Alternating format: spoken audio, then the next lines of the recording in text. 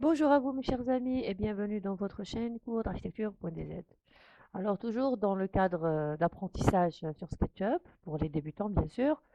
Donc on avait appris lors de vidéos précédentes comment se déplacer, comment faire un move, comment copier. Aujourd'hui on va apprendre à faire une rotation. Donc on va dans notre barre d'outils, donc Getting Started, et je vois donc deux flèches donc, qui désignent donc l'outil ou l'icône de rotation. Donc comment peut-on faire une rotation sur SketchUp? Donc je vais d'abord dessiner un rectangle. Donc voilà, j'ai un rectangle donc, qui est au sol. Je prends mon outil, donc je clique dessus. Et comme vous pouvez voir sur SketchUp, il y a toujours, je dois toujours sélectionner. Donc, regardez, je vois le rapporteur qui est en bleu. Donc, je dois sélectionner d'abord une direction. Regardez, toujours avec mes flèches directionnelles. On a pris l'habitude maintenant de les utiliser, donc les flèches de votre clavier. Donc, si je veux faire donc, une rotation sur ce plan-là, donc je fais un premier clic, regardez, je prends un premier clic, après, je donne un angle et je tourne avec ma souris. D'accord? Donc, ça paraît simple, mais quand c'est un objet qui est compliqué, regardez là, dans ce cas-là, si je veux faire une rotation, je fais triple clic pour sélectionner tout mon objet. D'accord? Après, je vais vers mon outil rotation ou rotate, ça dépend de votre version. D'accord? Je me mets au-dessus. Regardez ce qui se passe là.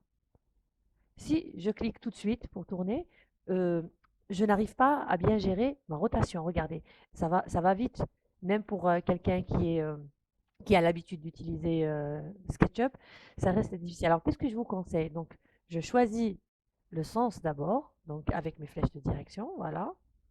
Je reste sur la flèche bleue, voilà. Et qu'est-ce que je fais? Je prends de l'amplitude. Je m'écarte au maximum. Regardez, je fais un deuxième clic pour pouvoir tourner et maîtriser ma rotation. Vous voyez? Là, je suis en train de tourner délicatement et je maîtrise donc mon angle très facilement. Regardez. Bien sûr, je peux le maîtriser sur mon rapporteur, comme je peux saisir mon angle ici. D'accord? Je peux écrire 90 degrés. Bien sûr, il fallait le faire avant de commencer de tourner. Donc, il faut faire un premier clic pour donner le centre. Voilà. Et je m'éloigne, je prends de l'amplitude. Regardez. Et un deuxième clic pour choisir donc l'angle de rotation. Alors, c'est un outil qui est facile à utiliser, mais sachez que on peut aussi regarder dans ce cas-là. Voilà, je triple clic pour choisir le, tous les, bien sûr tous les volumes. Voilà, je me mets donc je choisis la direction. Voilà, celle-ci pour faire un salto par exemple. Et regardez, je fais un deuxième clic et là, je peux saisir.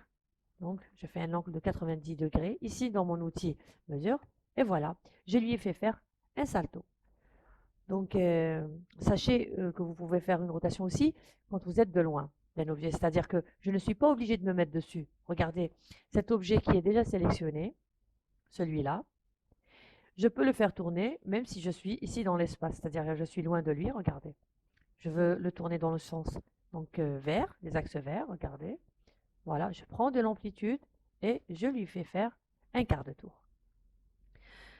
Donc, c'est facile comme outil, mais vous allez voir, avec l'usage, vous allez vous y habituer, hein. C'est un outil qui est très important, donc il ne faut pas le négliger.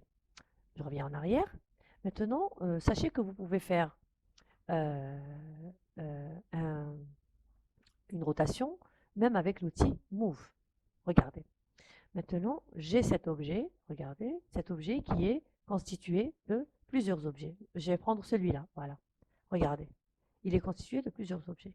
Si je veux tourner, regardez, si je veux le retourner, je sélectionne tout. Qu'est-ce que je fais? Je fais Make Group. Je vais le définir comme étant un groupe, un seul groupe. Voilà. Là, quand je vais utiliser Move ou déplacer, regardez, je vois apparaître des petits plus. D'accord? Ces petits plus n'apparaissaient pas avant. Il aurait fallu que cet objet, je le sélectionne, qu'il devienne un seul groupe pour que je puisse voir les petits plus. Les petits plus ne sont rien d'autre que des outils qui vont vous permettre de faire une rotation d'un objet, voilà, qui est un petit peu complexe, d'accord, sans avoir à le sélectionner un par un. Alors, je refais. Regardez ici, j'ai cette façade, je vais essayer de la sélectionner et de faire une copie dessus. Voilà, voilà. J'ai envie de faire une rotation de ce produit. Regardez. Il faut que je sélectionne. Si je fais rotation comme ça, regardez. Voilà. Ça, c'est en utilisant l'outil rapporteur. Sinon, regardez qu'est-ce qu'on peut faire. Je peux sélectionner et je peux faire Make Group.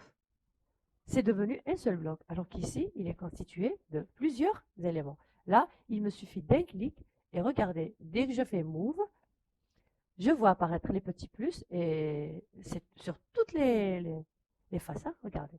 Là, là, là. Donc, il suffit juste de faire un premier clic, prendre de l'amplitude. Regardez. Pardon.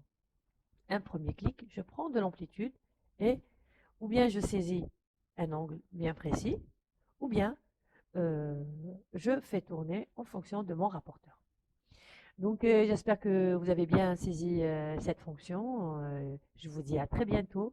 Merci de me donner vos avis dans les commentaires et je vous dis à très bientôt. Au revoir.